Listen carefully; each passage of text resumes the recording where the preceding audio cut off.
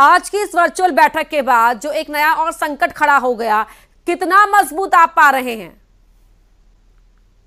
देखिए अपर्णा जी, आपके सवाल का जवाब दूंगा। अपने भारतीय जनता पार्टी के साथी से सवाल किए और उन्होंने बड़े बड़े जवाब दिए।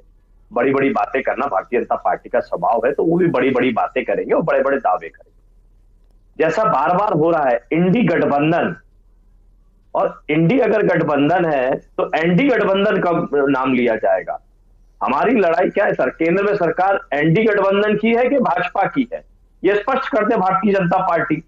अगर एनडी गठबंधन की है और गठबंधन को लेकर के प्रश्न चिन्ह खड़े हो रहे हैं, तो सबसे बड़ा प्रश्न चिन्ह तो भारतीय जनता पार्टी के साथ में जो एनडी गठबंधन चल रहा है, बीजेपी पार्टी के साथ में जो गठबंधन चल रहा है, उस पर प्रश्न चिन्ह खड़े होते हैं।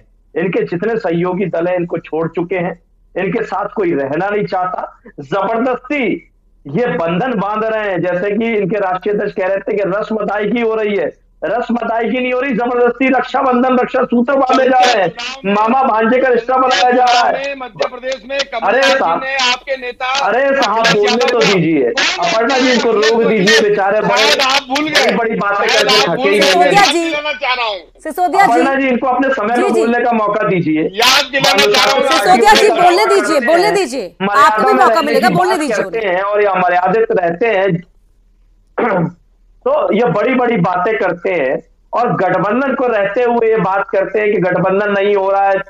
इनके गठबंधन की सरकार, अटल सरकार जो चली, उसके संयोजक थे स्वर्गीय श्री शरद यादव जी।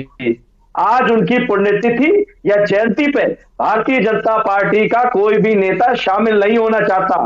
मध्य प्रदेश में इनकी सरकार है, मध्य प्रदेश के अधीन ही उनका समाधि स्थल आता है, वहां कोई फूल चढ़ाने नहीं जाता, एक मूर्ति स्थापित करने की बात नहीं होती। संसदीय चुनाव लड़ा तो ये गठबंधन के बहुत कम समय मिलता है हमें डिबेट के लिए। मैं लेकिन मूल सवाल पर आ जाती हूँ। गठबंधन की मजबूती पर मैंने आपसे सवाल किया था, और दूसरा ये हमने लगातार देखा जी, याद दिला रही हूँ मैं आपको यहाँ पर, आपको तो याद होगा ही, आप ही की पार्टी के अध्यक्ष अखिलेश जी, उन्होंने कहा था कि हम वक्त दे रहे हैं 14 जनवरी तक का, जो भारत जोड़ो न्याय यात्रा शुरू हो रही है उससे पहले सीटों पर बंटवारा हो जाना चाहिए। उस अल्टीमेटम का क्या? नहीं देखिए, अल्टीमेटम जैसी बात नहीं थी। बात ये हुई थी कि समाजवादी पार्टी के लोग भी राहुल गांधी जी की यात्रा में शामिल होंगे, तो उस पर यह बात उन्होंने कही थी कि सबसे पहले सीट शेयरिंग हो जाए। सीट शेयरिंग होने से मजबूती के साथ प्रत्याशी या उस दल के लोग मजबूती के साथ उस क्षेत्र में खड़े रहेंगे जिस क्षेत्र से वो यात्रा निकलेगी। किसी को धमकाना, किसी को डराना, ये काम भारतीय जनता पार्टी का है, ये भारतीय जनता पार्टी का मूल चरित्र है। इस चरित्र का दूसरे दल पे कोई असर नहीं होता। ये कम से कम हम लोग उस स्वभाव के नहीं है, हम लोग स्पष्ट बात करने वाले लोग हैं, स्पष्ट बात करते हैं। राजपाल जी बड़ा यहाँ पर मुस्कुरा रहे हैं, उनसे जवाब ले लेती हूँ, उसके बाद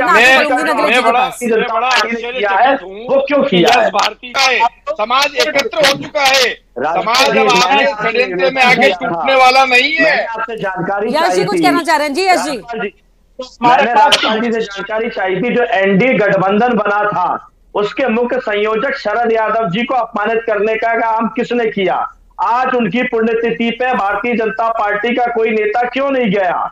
जिन्होंने शरद यादव जी समय सम्मानीय रहे हैं, उनका सम्मान होता रहा है। मसीहा थे, ओबीसी के अधिकार की बात करते थे, जातीय जनगणना की बात करते, महिला के अधिकारों की बात करते थे। शरद यादव जी, शरद जी का सम्मान, पूछ लिया, आप जवाब ले लेते हैं। शरद जी का सम्मान, शरद जी का सम्मान, शरद जी का सम्मान बरकरार है। वो जब इस लोक में थे तब भी उनका सम्मान होता था, उनकी बात मानी जाती थी, और आज वो इस लोक में नहीं है, तो भी उनके प्रति श्रद्धा सुमन अर्पित करने का काम हम करते हैं, विनम्र श्रद्धांजलि देने का काम खान साहब किसके साथ हैं आप? मेरा ये कहना है आप ही के अलायंस के साथी